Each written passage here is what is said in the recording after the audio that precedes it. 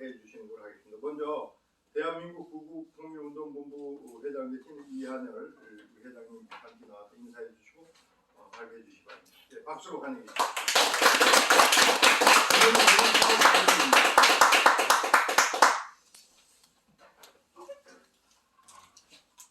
저는 대한민국 구국통일국민운동본부를 섬기는 이한열 장로입니다.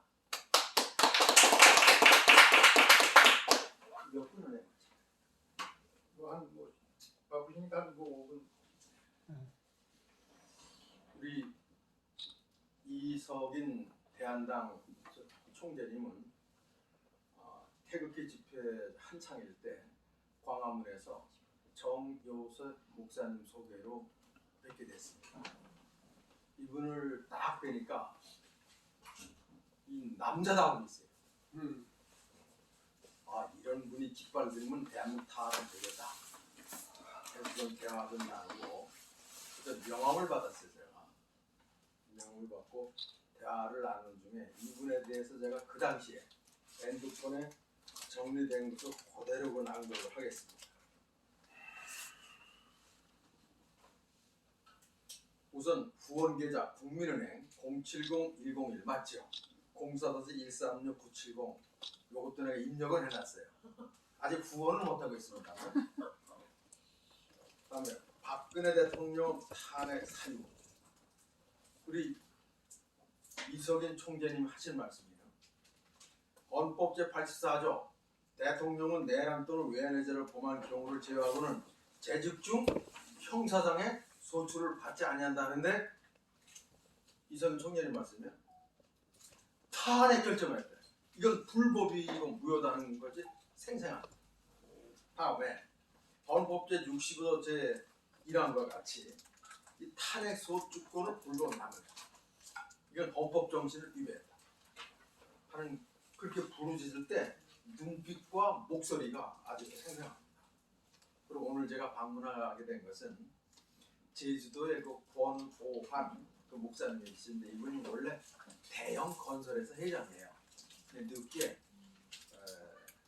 목사 안수 받아서 애국운동 절반, 목회 절반 하는 분이에요. 그래서 저보고 오늘 그 오후에 중요한 모임이 있다고 와보래요. 그러다가 김한나 사무총장이 좀 며칠 전에 김시환 목사님인가요? 그 강의가 있을 때 우리 종로 사무실에 있었거든요. 예쁘장한 자매가 이렇게 앉아 있는데 그때 그 최상구 총단장이가 그분이 대한당 사무총장이라요.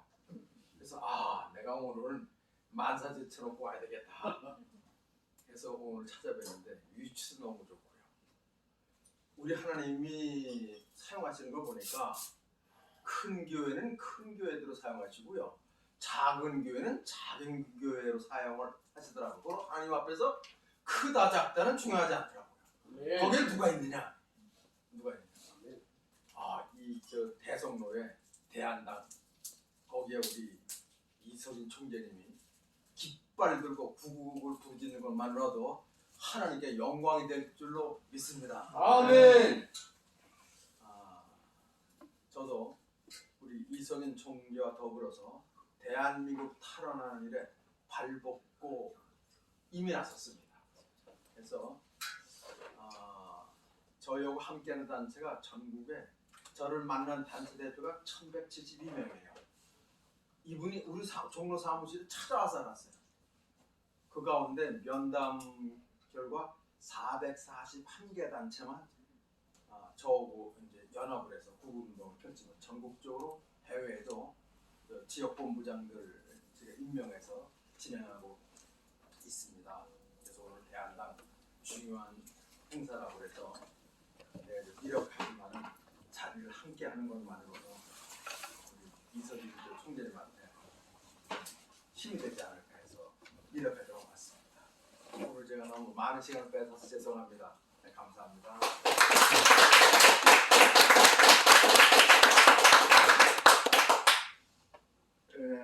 우리 장로님 되시죠 원래? 네. 예. 저는 온누리교회를 섬기는 장로입니다. 예.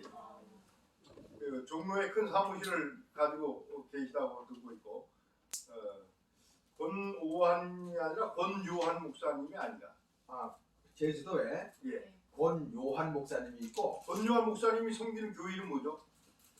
또 한 번 권오한. 네네. 각각 달라요. 그럼 나중에 권오한 목사님 소개시켜. 제가 권요한 목사님하고 제주도 가서 며칠 교제를 했었는데 권요한 목사님은 대한다마 뜻이 좀 달랐습니다. 네, 맞아요. 예, 그래서 저희가 포기를 했고 쉽게 해서 권요한 목사님은 저희를 그냥 좌지우지 하려고 막 그러시는 게 보이더라고요. 그런 분위기가 있어요. 네. 그런 분위기가 있어요. 제주도 구층교회 섬기는 그분 같은데 맞습니까? 네.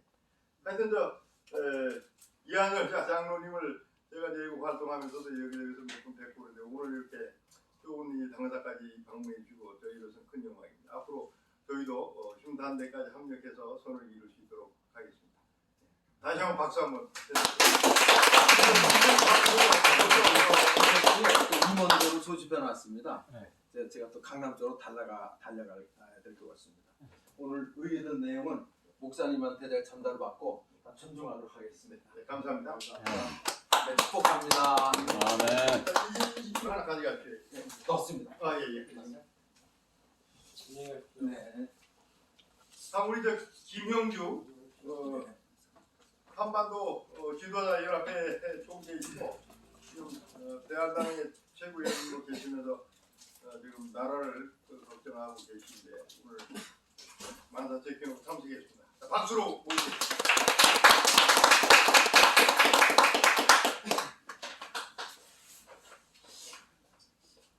네, 반갑습니다. 우리나라는 여다 야다 해가지고 지금 두 당이 독식을 하고 지금 가고 있는 중인데 참 하나님 보시기에는 지금 마귀가 좀 요동치고 있는 것 같다 이렇게 얘기할 수 있을 것 같습니다. 저도 공직 생활도 해보고 정치 생활도 해봤습니다만 이렇게 대한민국이 하나님 나라로서는 도저히 용납할 수 없는 지경이 와 있지 않을까. 문재인은 도지사 자격도 없는 놈이 대통령이 돼가지고 나라를 이렇게 그냥 국민 모두를 다 말아먹고 있는 실정에 참 안타깝습니다. 제가 박정희 대통령을 모시고 국가 안보와 통일을 위해서 45년 동안 저도 봉사하고 있는 사람이라마는 이렇게 대한민국이 어지럽고 국민 모두의 부채를 안겨두고 나라가 앞으로는 산이요 뒤로는 바다로 갈 수가 없는 그런 지경에 놓여 있는 걸 보니까 한숨스럽게 짝이 없습니다. 근데 여당이 지금 저렇게 독식을 하고 있고 빨리 나라를 만들려고 하고 있는데 야당이라고 좀 이렇게 기대를 해서 좀 이렇게 박수를 치고 해봤는데 야당도 지금 그놈이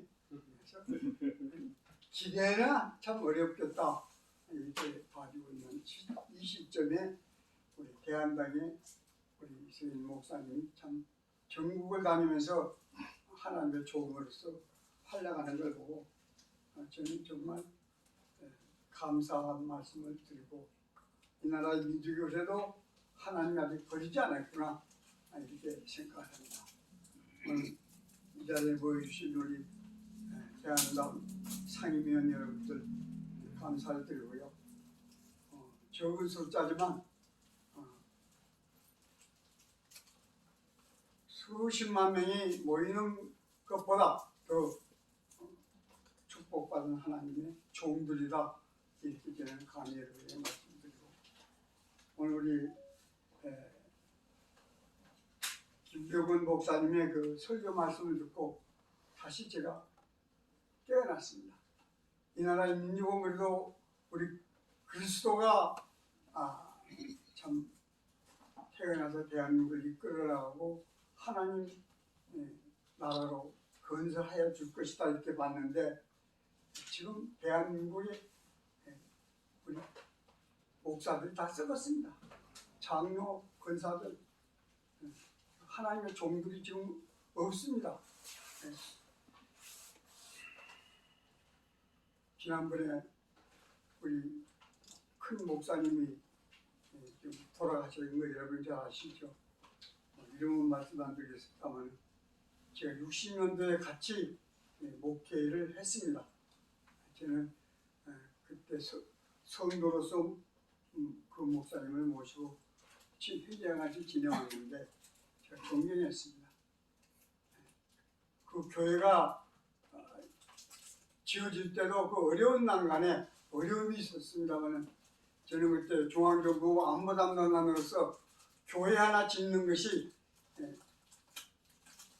검찰청, 경찰서를 100개 짓는 것보다 낫다 이런 생각을 가지고 그 교회가 지어지기를 바라고 기도하고 협조했는데 잘 그래 나가더니 자기 아들, 동생 뭐 할 것 없이 뭐 신문사 무슨 뭐 그냥 삐리 이런 걸 막 주더니 하나님의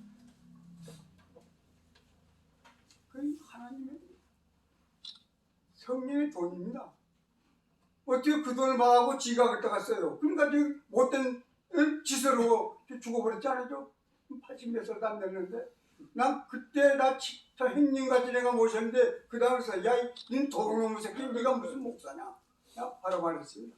앉혀놓고 그런 행동하지 마라. 하나님의 돈을 네가 만들어냈으냐? 교회도 네 만들어주고 돈도 네 만들어주고 그건 도둑질하는 것이다. 그런 짓 하지 마라. 못된 짓하고 죽었어요. 참 그래도 우리 대한민국은 하나님 믿는 종류의 나라이기 때문에 성리하게 그걸 소천시켰습니다마는 저는 그날 안 갔습니다. 하고 친한 사이지만 그런 평소에 덕이 되지 아니하고 하나님의 종으로서 하나님 돈을 도둑질해가지고 지 마음대로 쓰는 그 무슨 하나님의 종입니까? 하나님 종이 아닙니다. 마귀만 못하는 것입니다. 그런 우리 목사들이 지금 한두 사람입니까 지금? 큰 목사들 아까 우리 이능호 목사님이 설교하는 가운데 큰 교회는 드라마에 나오는 그 장소에서 예배를 보는 것이다 그랬어요. 마음이 가닿았어. 우리가 몇 명 모이지 않은 우리 대한당의 이 교회지만 하나님 보시기에 이 시대에 맞는 교회다. 이 시대에 우리가 해야 될 사명의 교회다. 아멘. 이렇게 생각합니다. 그리고 우리가 인간이 보이기에는 좀 초라하고 저분을 대한다일지 모른다마는 하나님이 쓰시기에 이제 합당한 이 시기가 왔지 않는가? 아멘. 맞을 때다. 아멘. 그때 저는 감히 생각합니다. 우리 이승일 목사님 정말 좀 존경합니다. 제가 오늘 바쁜 일정이 좀 있습니다만 얼굴 좀 보려고 쫓아왔어요. 아멘. 전국을 돌아다니면서 그 고생하신 거나 전화상으로 간호했어요. 얼마나 막 지금 어디요? 제주도 왔다. 어디 부산에 왔다. 참 가지는 못해도 기도하면서 이런 훌륭한 목사님입니다. 하나님 보시기에 축복받는 이런 목사님. 이런 목사님 밑에 우리가 예배를 드린다는 것은 하나님이 축복받는 여러 성도들입니다. 아멘. 기도하시고요. 대한당국이 정말로 하나님 보시기에 이 땅으로서 앞으로 훌륭한 당이 될 것이다. 저는 확실하면서 아멘. 인상을 씁니다. 감사합니다. 아멘.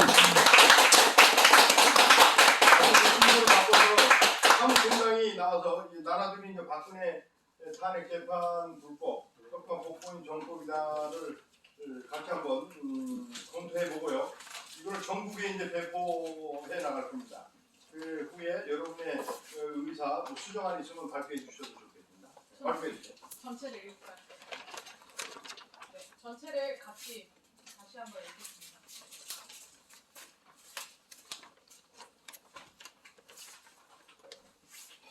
박근혜 대통령 탄핵 재판은 불법이니 협박 복권함이 정법이다. 1. 기획 탄핵 위한 거짓 선동 언론, 불법 좌익, 촛불 집회, 방송 신문사의 가짜 뉴스와 불법 촛불 집회, 세월호로 국민을 선동하여 박 대통령을 모함. 여기가 1페이지입니다. 그리고 이렇게 크게 주면 또 안 받으니까 두 번을 접어서 지금 2,000장 뽑았는데요. 2,000장 뽑는데 13만 원. 네, 13만 원입니다. 그래서 많은 분들이 당비를 후원을 해주시면 저희가 들어오는 대로 더 많이 전국에 뿌리도록 하겠습니다. 계속해서 읽겠습니다. 1. 김한수의 태블릿 PC를 최순실의 것이라 거짓 보도함. 2. 태블릿 PC로 최순실과 박 대통령을 엮음. 3. 세월호 침몰 7시간을 박 대통령 정윤회와 미래. 프로포폴. 마약류 수면 마취제. 구판. 대통령이 무속에 빠졌다는 등의 거짓 보도 모함.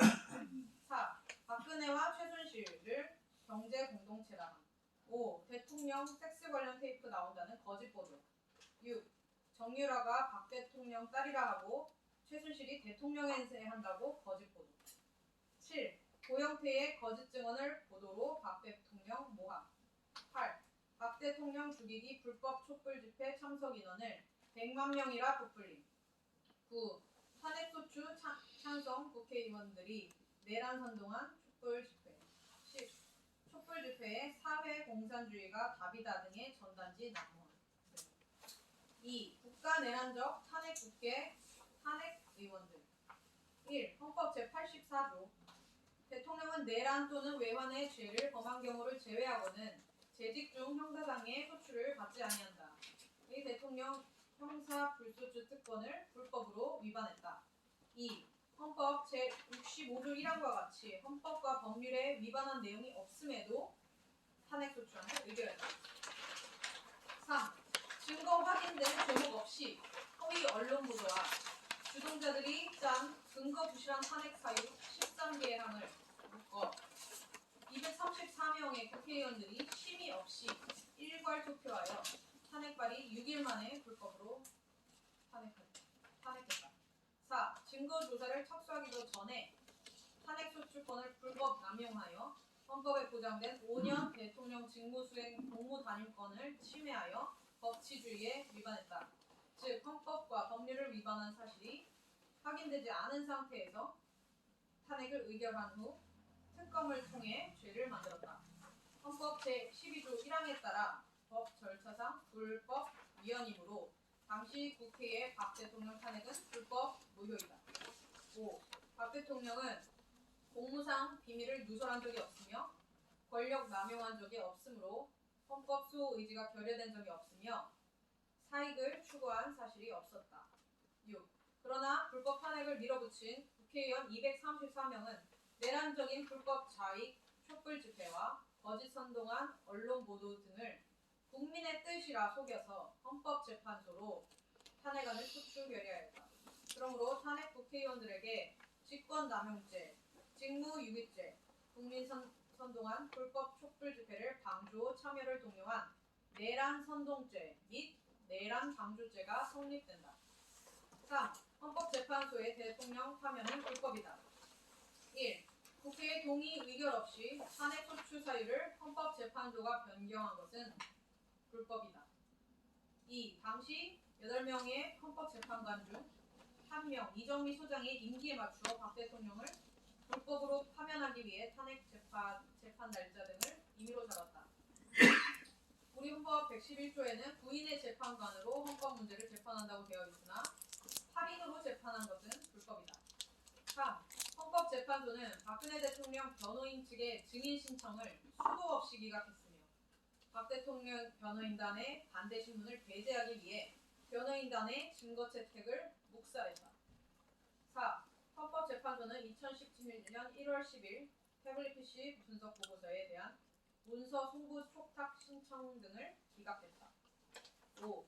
탄핵이라고 하지 못하고 증거 없는 헌법소 의지 결여라고 하는 허상적인 죄목 등을 만들어 박근혜 대통령을 파면한 것은 재판관들도 탄핵의 근거가 없으며 불법인 줄 알았기 때문이다. 헌법재판관 8명 전원은 의로운 대통령을 쫓아내기 위한 악한 주동자들의 술책과 압력으로 파면 결정했으니 이는 불법이며 무효이다. 6. 박 대통령이 최서원에게 공무상 비밀 누설 및 KD 코퍼레이션, 미르, K스포츠, 플레이그라운드 등과 관련 사익을 추구한 사실이 없고 헌법과 법률 위배 행위가 없었음에도 헌재가 국회에 부당한 탄핵 소추안, 불공정한 특검, 거짓 허위 언론, 좌파 불법 촛불 집회 등의 허위 주장을 근거로 삼은 것과 직무수행 의무 및 국가공무원법상 의무를 위반하였다는 등 근거 없고 부당한 이유를 박 대통령에게 죄를 뒤집어 씌워 헌법 수의지 결여로 파면 결정한 것은 불법이다. 4. 특검과 재판부가 기획한 박근혜 대통령 33년형 문재인 가짜 정권 하수격 적폐 청산의 특검. 다음 2000장대는 여기 보라색 조금 붙이도록 하겠습니다. 1. 박 대통령 삼성 이재용 최순실 청와대 죽이기 공포적 특검. 2. 거짓 언론과 가짜 문정권과 공조하여 국민 선동한 적폐 수사 특검. 3. 탄핵소추 국회와 헌법재판소 거짓 선동 언론 편들어 죄를 만들어 씌우는 특검. 4. 긴급체포 구속영장 청구 남발과 박 대통령에게 수사 녹화 보직 등 강압수사. 5. 특별검사를 야당에서 임명한 것은 국민의 평등권과 여당 의원을 선출한 참정권을 위반한 것이다. 여성 대통령을 재판 고문하여 변호사들을 총사퇴하게 만든 재판부. 1. 2017년 3월 21일 서울중앙지검에 박 대통령 뇌물 혐의, 직권 남용, 공무상 비밀 누설 등 불법적 13개 혐의로 출두. 3월 27일 검찰은 구속영장 청구, 서울지방법원 3월 31일 새벽 구속영장 발부, 검찰 2017년 4월 17일 대통령 법원 기소의 초기획적인 행위. 2. 2017년 5월 10일 문재인 가짜 대통령 취임 후 주 4회나 무리하게 불법 마녀사냥 재판했다. 17년 5월 23일 첫 공판부터 18년 2월 17일까지 무려 100차례의 재판을 받은. 이로 인하여 17년 10월 16일 대통령 변호인단은 불법 재판에서 총사퇴하였다. 박 대통령 구속 6개월 후인 17년 10월 16일 구속 만료일에 서울중앙지법 417호 법정에서 김세윤 판사에 의하여 추가 구속영장을 발부했다. 3. 검찰과 법원이 6개월 동안 수사하고 재판했는데 다시 구속수사함은 분명 국회 문정권, 북한공산당, 주사파, 간첩들의 압력이 있었다고 추정된다. 이후로 대통령은 고문과도 같은 일체의 재판을 일체 거부하고 변호사들도 총사퇴하였다. 4. 문재인 정권, 청와대의 박 대통령 당시에 캐비닛 문건 공개로 박근혜 정보 문건을 블랙리스트라고 불법 발표하여 특검과 선동 언론과 재판부가 박 대통령을 불리하게 일조하고 뇌물죄 등을 엮어 33년 실형 선고한 것은 불법 기획 재판이다. 좌편향 문학의 척결을 위한 블랙리스트 작성은 직권 남용이 아니라 적대국 간첩과 대치한 박근혜 정권의 정책인 것이다. 5. 삼성이 정유라에게 지원한 말은 승마 스포츠 발전을 위한 것이었고 또 삼성 이재용에게 승마협회를 만든 것이 어떠냐는 박 대통령의 의견을 묵시적 청탁이라는 제목으로 바꿔 버렸다. 6. 김종석 청와대 비서실장이 세월호 사고 일지가 조작되었다는 허위 언론 보도로 박 대통령 구속 추가 영장 발부에 영향을 미쳤다. 7. 결국 대통령은 1심에서 징역 24년, 벌금 180억과 다른 재판의 형량을 더하여 2018년 징역형은 총 33년이 되었다. 재단 출연금을 뇌물로 억지 해석하여 유죄 판결했다. 롯데 70억, SK 출연금, 죄목 증거 및 증거 불충분 및 없음. 8. 박 대통령은 검찰, 특검, 법원에서 다룬 뇌물죄에 대해 단 1원도 수수하지 않았는데 결과는 징역 33년형이다. 5. 결론. 위 4개 항의 근거처럼 박근혜 대통령의 탄핵부터 현재까지의 부족은 악한 자들의 기획으로 된 바처럼 법의 해석과 검사, 판사의 성향이 좌우 대립하는 상황 등에서 판검사의 수사 및 재판은 달라진다. 한 예로 이토히로 부미를 암살한 안중근 의사는 일본 법정에서는 사형 선고를 받았으나 대한민국 법치 입장에서는 영원한 애국자로 남아있다. 박정희 대통령과 김대중 당시 판검사의 결정은 현저하게 우익과 좌익 성향으로 달랐다. 박근혜 대통령은 참으로 국가와 민족의 번영을 위하여 멸공통일 정신으로 적대국 북한 공산당 김정은 참수작전, 통진당 해산, 개성공단 폐쇄, 좌익단체들의 통제 등과 같은 수많은 업적을 이뤘다. 그러나 위에 기재된 내용과 같이 불법, 곧 탄핵, 거짓 선동 언론, 검찰, 헌재 재판과 북한의 난수방송으로 북한 간첩들의 활동, 황정혁 주장은 북한 고정 간첩이 국내 5만 명이다. 간첩들의 활동 참여 의심 등의 억울한 탄핵 파면으로 애국 대통령은 현재까지도 감금되어 있으니 곧 대한민국의 정의가 옥에 갇힌 것이다. 이는 애국 국민들과 하늘의 하나님께서 아시는 사건으로 진실은 곧 밝혀질 것이다. 그러므로 이 불법 탄핵 및 불법 재판의 주동자와 기획자들은 자수하여 광명을 찾으라. 최근 대법원에서 간접 증거로 공산주의자란 판결을 받은 문재인은 자수하여 광명을 찾으라. 문재인 정권은 불법이며 2022년 3월 대선도 불법이다. 따라서 국민들은 억울하게 탄핵 파면당한 박근혜 대통령을 무죄 석방하여 당시 대통령의 남은 임기로 복권하는 것이 정의, 정법이며 대한민국이 멸공통일 후 세계화를 이룰 목표이자 비전이다. 2022년 3월 대선은 불법 무효. 소원 계좌는 이와 같습니다. 예, 이에 대해서 질문이나 보충 설명할 분 있습니까? 질문. 먼저요.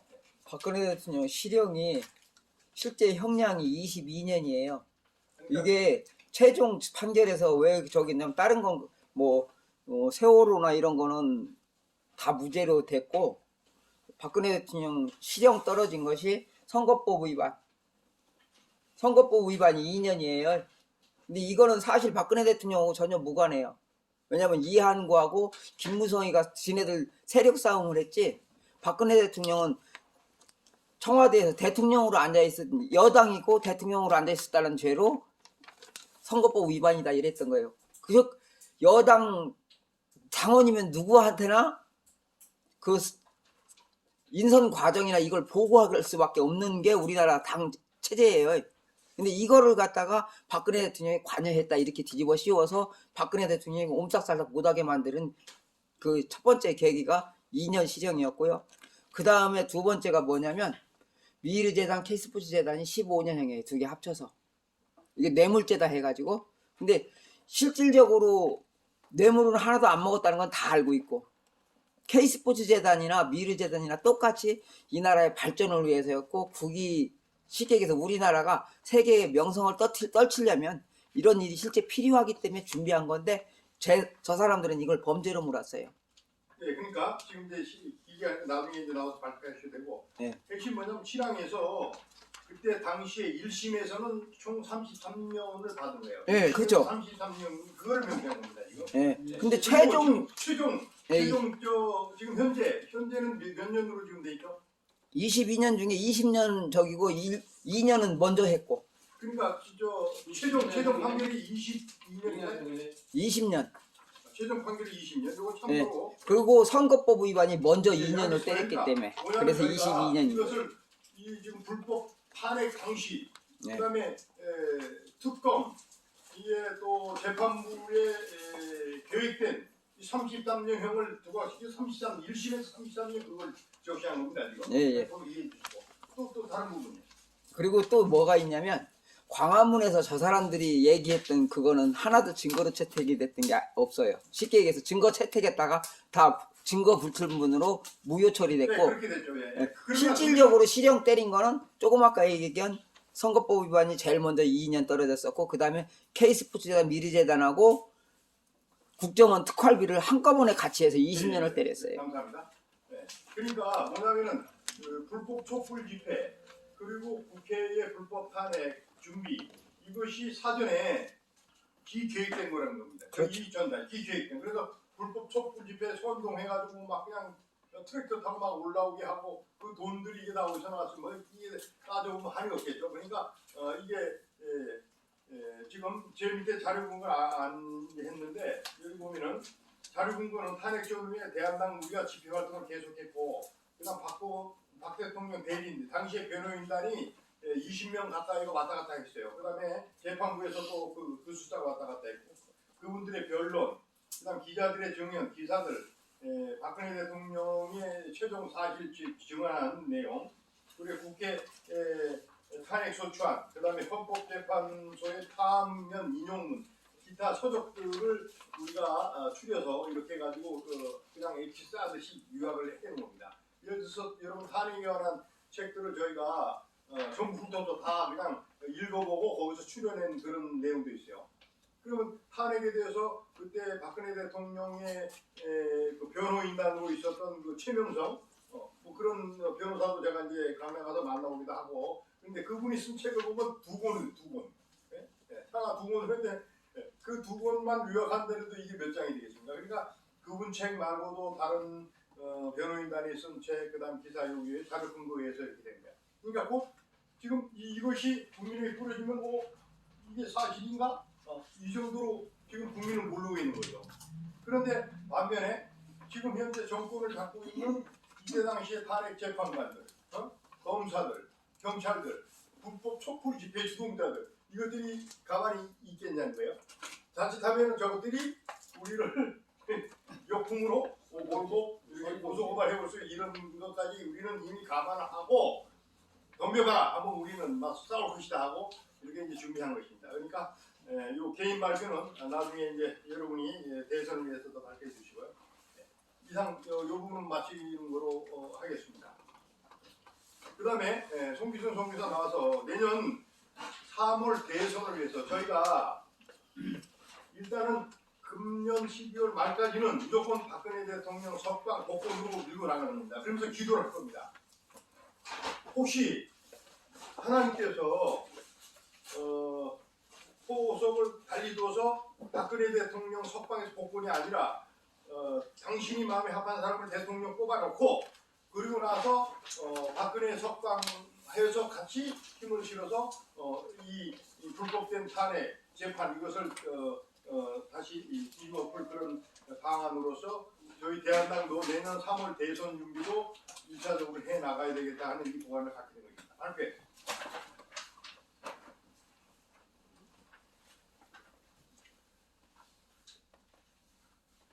여러분들에게 나눠드리는 페이퍼 있으시죠? 이게 20대 대통령 선거 선거 일정이죠. 네. 중앙선관위에서 지금 저희 대한당에 이제 보냅니다. 없어? 구체적인 것은 여러분께서 다 읽어보시고 거기 컬러로 표기한 부분만을 이렇게 보시면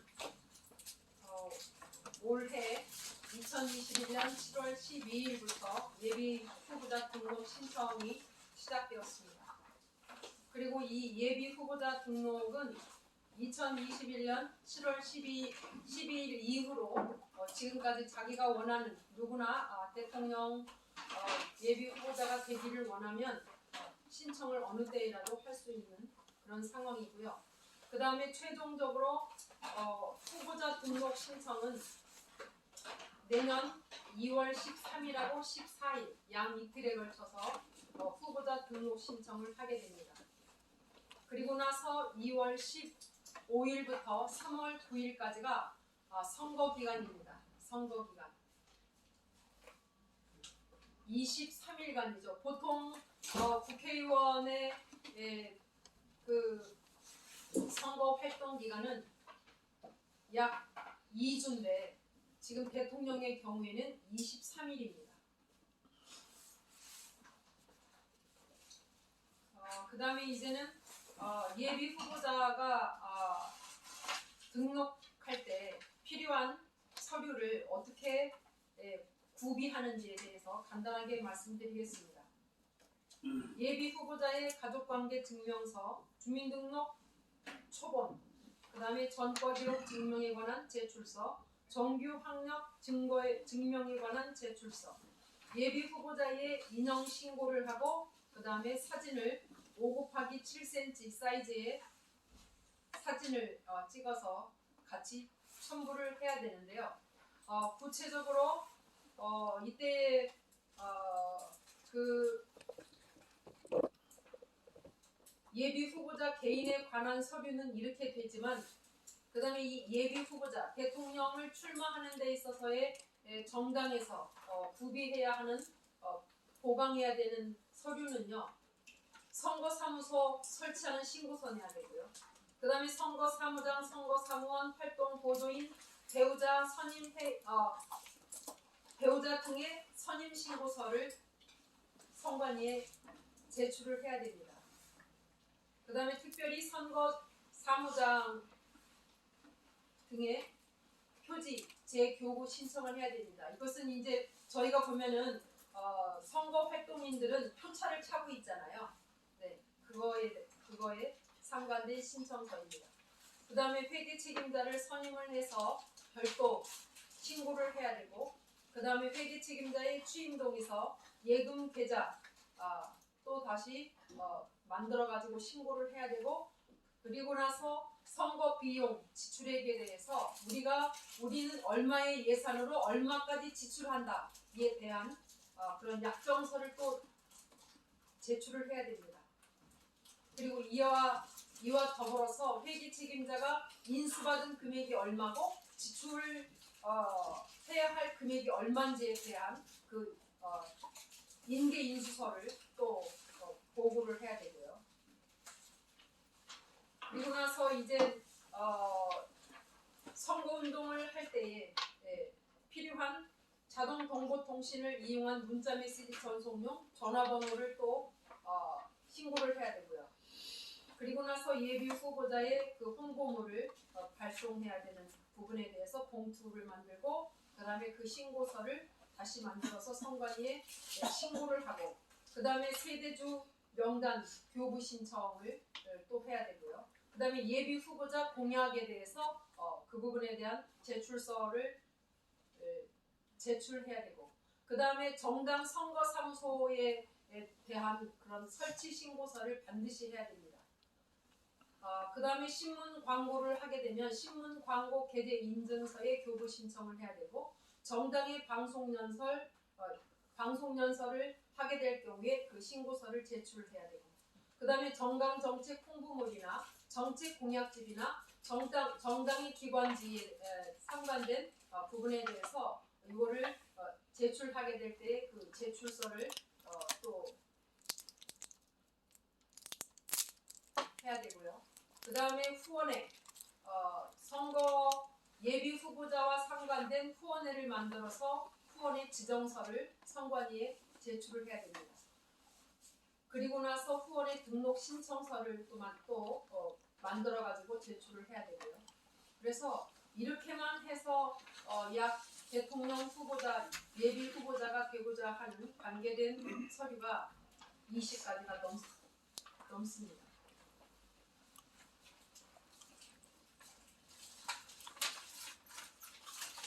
지난번에 제가 아마도 9월 달이었던 것 같은데요. 이제 저희가 선거 기간 전에 제가 한번 발표한 부분을 여러분에게 다시 한번 인지를 하실 필요가 있기 때문에 다시 한번 말씀드리고자 합니다. 선거 기간 개시일 전까지 가능한 정당 활동과 가능하지 않은 부분에 대해서 말씀을 드리도록 하겠습니다. 지금 대통령 선거 기간은 2015년부터 3월 9일까지입니다. 이때에 이 선거 기간 동안에 가능한 정당 활동 부분에 대해서 구체적으로 제가 다 읽지 않고 간단하게 중요한 부분만 여러분에게 말씀드리도록 하겠습니다. 특정 선거 기간이 아닌 정당이 선거 기간이 아닌 때에 특정 정당이나 후보자를 지지하거나 추천하거나 반대함이 없이 자당의 정책이나 정치적인 현안에 따른 입장을 정책 홍보 차량이나 현수막이나 확성장치 등을 그런 설치한 차량을 통해서 광고 등을 이용하여 홍보하는 행위는 가능하다 이렇게 되어 있고요. 그 다음에 선거 기간 전까지 당원을 모집할 수 있습니다. 그 다음에 세 번째는 정당이 선거 기간이 아닌 때에 특정 정당이나 공직선거 후보자를 지지 추천하거나 반대함이 없이 당원을 모집하기 위한 활동으로 인터넷 광고하는 행위는 가능하다 이렇게 되어 있습니다. 그 다음에 정당의 업무용 자동차에 중앙당 후원의 명 및 후원의 계좌를 게재하여 운행하는 행위도 가능하다라고 되어 있는데 이제 그 시기별로 주요 제한 사항과 금지 사항에 대해서 말씀드리도록 하겠습니다. 선거 기간 중에는 절대로 녹음기, 녹화기를 사용할 수 없습니다. 그리고 야간 연설을 제한을 하게 되어 있고요. 타 연설에 등에 대해서는 금지하도록 되어 있습니다. 그 다음에 두 번째로 선거일 전 30일부터 선거일 전까지는 당원 집회를 개최하는 것에 대해서 제한하고 있습니다. 곧 12월 9일부터 2월 6일까지는 제한을 합니다. 당원 집회에 대해서. 그 다음에 세 번째로 선거일 전 30일부터 선거일까지 이때는 똑같이 당원 집회 개최를 금지하고 당원 교육 금지를 하고 있습니다. 그래서 선거일 전부터 선거일 전 30일부터 선거일까지 다시 말씀드리면은 당원 집회도 할 수 없고 당원 교육도 할 수 없고 그렇게 됩니다. 그 다음에 선거일 전 90일부터 선거일까지는 정당의 정강 정책의 신문 광고 등이 금지됩니다. 그래서 만약에 저희가 어떤 부분에 대해서 신문 광고를 해야 되겠다. 그러면 12월 9일 전에까지만 가능한 것입니다. 그 다음에 선거 기간 중 곧 12월 5일부터 3월 9일까지 그때까지는 정강 정책의 홍보물에 대한 그 배부를 제한하고 있습니다. 그래서 저희가 지금 이런 홍보물, 이런 배부라든가 이런 부분에 대해서도 저희가 선거 기간 전에는 아주 자유롭게 가능한 겁니다. 가능하지만 선거 기간 중에는 반드시 저희가 배부하지 말아야 됩니다. 그 다음에 똑바로 알아야 될 부분에 대해서요. 저희가 선거 기간 중에는 당원 모집은 할 수 없다라는 거에 대해서는 똑바로 여러분께서 다 알고 있습니다. 그런데 입당 권유도 안 되는 것입니다. 입당. 우리 정당에 입당해 주십시오. 이것도 안 되는 겁니다. 선거 기간 중에는. 그래서 여러분들이 지금까지 대한민국의 모든 상황을 대략적으로 아시듯이 지금 특별히 선거 기간 중, 선거 기간 전후 해가지고 어떻게 됩니까? 어떻게 하면은 불법한 것을 알아가지고 선관위로 신고해서 돈 벌으려고 하는 국민들이 여기저기에 많이 있다라는 사실만 여러분께서 아시면 됩니다. 그리고 이때의 선거 기간 중에는 입당 원서도 배부할 수 없습니다. 입당 원서 서식 있잖아요. 네, 그것도 배부할 수 없습니다. 그리고 게시된 현수막, 선거 기간 전에 게시된 현수막은 반드시 내년 2월 14일 안에 반드시 여러분께서 수거하셔야 됩니다. 그래서 이 부분에 대해서 수거하지 않을 경우에 공직선거법에 위배돼서 벌금을 물을 수도 있는 그런 복잡한 상황이 벌어질 수 있으므로 유의해 주시기 바라겠습니다. 이상입니다. 질문사항 있으십니까? 제가 보충 설명을 하겠습니다. 들어가시죠. 선거 기간이 언제부터라고 그랬어요? 선거 기간. 대통령 선거 기간. 내년 2월 15일부터 3월 9일까지 23일인가 4일 동안. 그러니까 내년 2월 며칠이요? 2월 2월 15일 15일. 15일부터 여러분 3월 2월 15일부터 여러분이 길에 다니면서나 뭐 하거나 못한다. 누구를 지지한다, 누구 당을 지지한다, 후보자 누구가 뭐 잘못됐다 이런 얘기를 하면요 선거법 위반으로 체포돼 깜빡할 수도 있어요. 어디. 그래서 그걸 깊이 명심해 주시고 그러니까 내년 2월 15일 전까지는 어떻게 해요? 저희가 정당 활동을 할 수 있고 당원 모집하고 집회 시위를 할 수 있어요. 예를 들어서 지금 저희가 하고 있는 박근혜 대통령 석방 복권하자. 내년 대선은 불법이다. 이거 막 전국에 현수막 게시하고 있잖아요. 이거 제가 염려됐던 게 이 선거법 위반 부분이 지금 정부는 내년 대선을 청법으로 지금 몰고 가고 있잖아요. 현 정권이잖아요. 근데 저희는 불법이다. 내년 선거 불법이다 하니까 이거는 여기가 마찰이 돼가지고 선거법에 위반이 되지 않을까 싶어 중앙선관위에 팩스 서면으로 질의를 했던 겁니다. 그랬더니 문제없다. 그거는 선거법 위반이 아니다. 그래서 거기서 유권 해석을 듣고 그렇게 해나가고 있는 것을 여러분 참고해 주시고요. 아까도 말씀드렸지만은 저희는 기도를 하면서 내년 1월 1일 전까지 그러니까 금년 12월 말까지는 일단 박근혜 대통령이 억울하게 탄핵을 당하고 갇혀 있으니까 석방해서 자녀 임기로 복권하는 것이 정법이다 하고 그 활동을 계속하고 있는 것입니다. 그것이 첫 번째 보수로 가는데 두 번째는 기도를 하는 겁니다. 계속 기도하면서 우리 대한당은 누구를 지지하고 밀고 갈 것이냐 아니면은 혹시 오전에 저희가 말씀을 나눈 것처럼 하나님께서 기름 부은 여러분 중에 누가 하나님 대통령으로 좀 추대해라. 그리고 계시가 동시에 임해졌다면 우리는 그걸 순종으로 따라가는 겁니다. 그 전지는 하나님께서 택해서 내가 대통령 세우게 하는데 어느 놈이 어느 성당이 어느 나라가 하나님을 대적하겠습니까? 그 죽시록에 하나님이 쳐서 잔멸해버려 죽이실 것인데 그래서 저희는 이제까지 지난주까지 158차 대회까지는 아마 이선책을 마련하지 않았습니다. 그런데 이번에 159차 하면서부터는 일단 1차 안으로는 박근혜 대통령 석방해서 복권하는 것으로 몰고 가고 이선책으로는 기도하면서 하나님이 세우는 사람이 혹시 있게 되면 그 사람을 내년 대선에 당선될 수 있도록 전원이 힘써서 지지하는 것으로 그렇게 되어 있는 것입니다. 이미 예비 후보자 등록은 지났죠. 여러분 대통령이 되고자 한다면은 먼저 예비 후보자 등록 신청을 해야 됩니다. 대한당에서도 그러니까 내년 1월 1일부터는 혹시 하나님 계시가 있다면 대한당에서도 후보자를 낼 계획이라 이 말씀인 것입니다. 이해되시죠? 할렐루야? 네.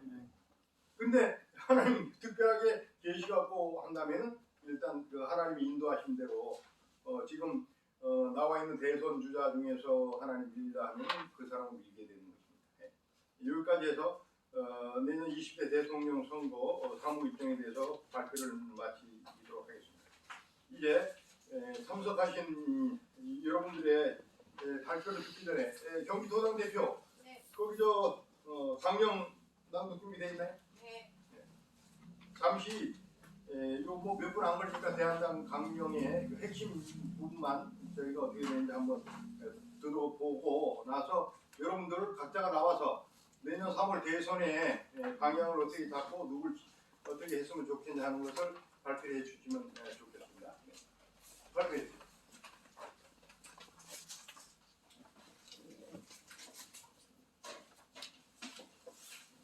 대한당 강령 발표하겠습니다. 대한당 강령 첫째, 대한당은 지금 나눠드린 책자 맨 뒤에 참고하시면 되겠습니다.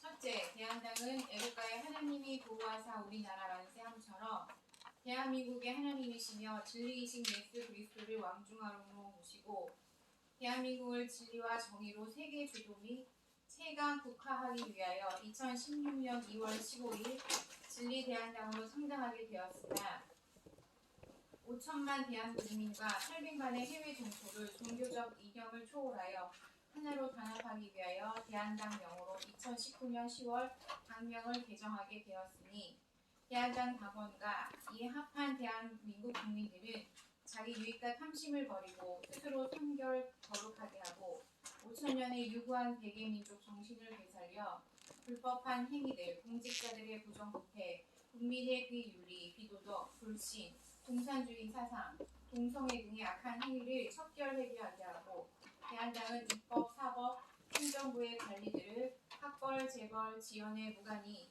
의로운 사람들로 발굴하여 이순신 장군, 유관수 열사 등 목숨 바쳐 애국애족한 선진들처럼 세워서 정치, 경제, 사회, 문화, 교육, 국방안보, 외교 등의 전반적인 국가 부흥의 지표로 삼는다.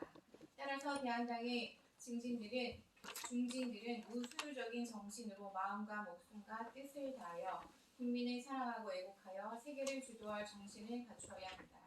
둘째, 1항 대한당의 정치력을 1950년 6월 25일 남침하여 70년이 찬 이제까지 무수한 남침과 살인 등으로 한반도를 공산화하려는 삼김, 북한 공산 독재 체제를 멸하거나 해산시켜 보금평화 통일하는 데 둔다. 2항 대한당은 사랑과 용서로 대국민 화합 단결할 수 있는 국가로 세워나가며 신상 필벌의 대국민 애국 정신을 고취한다. 3항 대한민국의 자유민주주의 시장 경제 체제를 더 굳건히 세워 각자가 노력하여 기업 및 서민 경제 개발 등으로 각 기업과 소상공인 근로자 간 일한 만큼의 보상책을 강구한다. 따라서 불법 기업, 불법 노조는 척결하여야 한다. 4항 시장 경제 활성화와 서민 생활의 장애가 되는 재산 상속세, 이중과세적인 종교세, 금융실명제, 수출입 관세 등의 세금과 법을 수정, 폐지 혹은 보완한다. 5항 사회, 문화, 교육 등을 국민 간의 사랑과 이해와 신뢰와 희생정신 등 주님의 가르침대로 의롭게 만든다. 6항 작은 섬나라가 해가 지지 않던 대영 제국이 되고 모든 길은 로마로 통했던 로마 제국의 탄생은 당시 영국과 로마의 전 국민 정신이 하나님을 경외하여 군인들과 함께 최강의 대국을 건설하고자 했던 애국 정신이 세계를 지배했으나 다시 이 사람들의 탐심과 사치로 망했듯이 5천년 한반도 역사도 그러했다. 이로 대한당은 이에 본을 삼아서 국가와 국민을 위하여 순교자적인 자세로 국민 정신과 국방력 등을 강화 단결하여 하나님을 경외함으로 통일하고 세계를 주도한다. 7항 세계 주도란 의를 행하는 전체 대한민국의 단합된 지혜로 세계의 정치, 경제, 사회, 문화, 교육 등을 대한민국이 주도 세계 백성이 진리와 정의 안에서 천국적인 삶을 누리게 하는 최종 목적이 대한당의 강령이 되는 것이다. 이상입니다. 자, 이제부터는 참석하신 여러분 전체가 한 분 한 분씩 나오셔서 내년 3월 대선을 위한 이제 발표 토론회를 이제 진행할 겁니다. 그런데 아까 발표한 것처럼 지금 선거일 180안에 들어와서 회계 중입니다. 특히 잘 들으세요. 제 질문을 다시 합니다. 특정 후보자를 추천 비방, 특정 정당을 비방하거나 또한 지지하는 그런 행위는 할 수 없다고 돼 있죠. 네. 그럼 오늘 이 개인 발표하는데 나와서 특정 정당과 특정인을 비방하거나 또 특정 후보자가 지금 될 사람들이 나와 있잖아요. 예비 후보자로 등록이 지금 되는지 안 되는지는 모르지만 예비 후보자로 지금 언론에 뜨고 있고 도가 있는 그런 사람들에 대해서 지금 개인 발표하는데 지지하거나 또는 비방하거나 이래도 되는 거지. 지금 우린 정당 안에서 지금 이 회의를 하는 거예요. 지금 이제 나가서 일반 국민한테 이제 하는 얘기가 아니기 때문에 그 부분을 좀 설명을 해주시고 아까 말씀드린 부분에 앞으로 나와요. 대해서는 아까 말씀드린 부분에 대해서는요, 지지하거나 추천하거나 반대할 수 없다라고 말씀을 드렸잖아요. 이 부분에 대해서는 지금 정확하게 규정을 하고 있습니다. 어떤 거냐면 정책 홍보 차량이나 그다음에 현수막, 확성장치, LED나 VTR 이런 거를 설치해가지고 하거나 아니면 인쇄물, 시설물, 광고 이런 거를 통해서 할 수 없다라는 것입니다. 제가 아까 다 발표드렸습니다. 자 그러면은 다시요. 그러면 어떤 지금 선거 기간 안에는 이제 좀 안 들어와 있지만 180만 원 들어와 있잖아요. 그러면 그 특정 후보자가 어느 교회나 단체에 가서 지지 호소할 수 있어요? 할 수 없죠 그건. 그건 할 수 없는데 그 대상을 놓고 우리 정당 안에서 그 사람 평가하고 뭐 이렇게 했으면 저렇게 했으면 좋겠다는 그런 토론을 할 수 있는 거예요? 그러니까 아까 30일 전이라고 했나요? 기간이 대통령. 아니 선거일 때는 아무것도 못하고 그러니까 그 전까지는 이미 180 안에 들어왔을 때에도 그 전까지는 6개월 아닙니까? 6개월이지. 6개월 안에 들어왔잖아요. 그러면 지금 우리 말씀하셨듯이 어떤 차량이라든가 홍보물 가지고 하지 않고 말도 하는 거는 관계없다는 얘기 아닙니까? 일치 안 된다는 거죠. 아니 그것까지는 아직 규제가 그걸 안 지금 되고 확실하게 어떤 네, 그거는 규제하지 않고 있고요. 지금 대체적으로 제가 기억나는 부분은 선거 기간 중에 뭐 정치인들 중에서 모 교회 가가지고 뭐 인사하고 뭐 이런 부분에 대해서는 걸리는 겁니다. 근데 지금 현재 저희하고는 관계가 없습니다. 괜찮습니다. 선거 다시 보지만요. 지금 이거는 선관위에서 준 정당 활동에 관한 책에 대해서 제가 다시 요약을 한 부분입니다. 그렇기 때문에 여러분께서 확실히 아셔야 될 것은 현수막이나 확성장치, 어떤 인쇄물, 시설물, 광고를 통해서나 인터넷 광고 이런 부분이 제한이 되는 것이지 저희가 지금 뭐 선거 기간이 아니기 때문에 곧 2월 15일에서 내년 2월 15일에서 3월 9일 기간이 아닌 현재의 시간이기 때문에 상관이 없다입니다. 그리고 교회 가서 뭐 해도 그거는 관계 네. 없겠네요. 잘못한 그 말이야. 얘기. 그러니까 후보자가 교회 같은데 이런 데 가서 지지 호소하는 거가 지금 가능하던 거. 그거를 좀 확인해 보시죠. 다시 한번 선관위 물어볼게요. 자 그러면은 일단 그 확실한 그런 부분이니까 지금 유튜브 촬영하신 분은 그거까지만 아까까지 한 것도 조율해가지고 좀 편집해서 영상 보내주시고요. 지금부터 자유 토론하는 거는 또 흥분해가지고 좀 욕설로 나갈 수도 있고 막 그런 거니까 유튜브만 중단해 주시면 좋겠습니다. 감사합니다.